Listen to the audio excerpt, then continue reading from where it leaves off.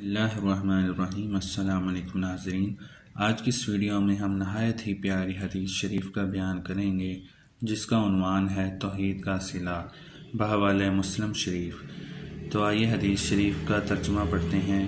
حضرت عثمان بن عفان رضی اللہ تعالیٰ عنہ کا بیان ہے کہ رسول کریم صلی اللہ علیہ وآلہ وسلم کا ارشاد مبارک ہے، جو شخص اس حال میں مرا کہ اسے یہ یقین تھا کہ اللہ کے سوا کوئی معبود نہیں تو وہ جنت میں داخل ہوگا۔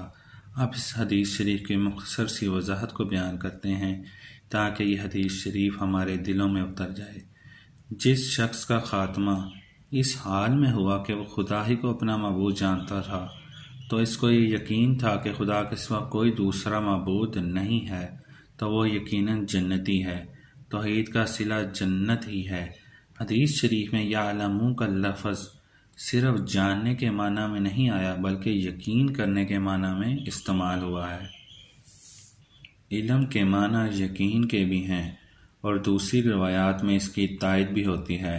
ایک دوسری روایت میں موجود ہے، مستیقناً بہا قلبہ صدقاً بہا قلبہ، یعنی دل سے وہ اس حقیقت کو سچا مانتا تھا اور اسے یقین حاصل تھا، اور یہ ایک واضح حقیقت ہے کہ جس کو توحید کا پختہ یقین حاصل ہوگا،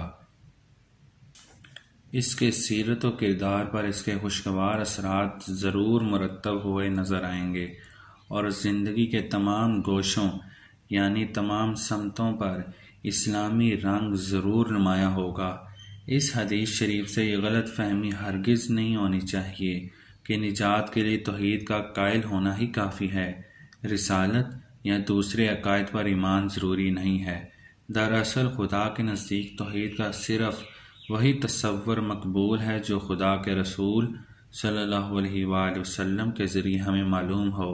جو شخص رسول اللہ صلی اللہ علیہ وآلہ وسلم اور آپ صلی اللہ علیہ وآلہ وسلم کی تعلیمات پر ایمان نہیں لاتا، وہ توحید کے صحیح اور مقبول مفہوم پر ایمان کیسے لا سکتا ہے؟ یہ بھی ہو سکتا ہے کہ نبی پاک صلی اللہ علیہ وآلہ وسلم نے لا الہ الا اللہ کہہ کر پورے کلمہ شہادت کی طرف اشارہ کیا ہو۔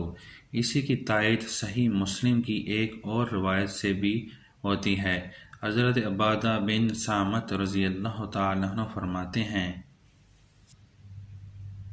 کہ میں نے نبی کریم صلی اللہ علیہ وآلہ وسلم کو فرماتے سنا، جو شخص اس کی شہادت دے کر اللہ کے سوا کوئی معبود نہیں اور محمد صلی اللہ علیہ وآلہ وسلم اللہ کے رسول ہیں، اس پر اللہ جہنم کی آگ حرام فرما دیتا ہے۔ سبحان اللہ۔ دوستو، اس ویڈیو کو صدقہ جاریہ کی نیت سے اپنے پیاروں کے ساتھ شیئر کریں، کیونکہ حدیث شریف ہے کہ آپ صلی اللہ علیہ وآلہ وسلم نے فرمایا، اللہ تعالیٰ اس شخص کو خوش رکھے جو میری حدیث سنے اور آگے پہنچائے۔ اللہ تبارک و تعالیٰ ہمیں حدیث شریف کو سننے، سمجھنے اور آگے شیئر کرنے کی، آگے پہنچانے کی توفیق عطا فرمائے۔ آمین۔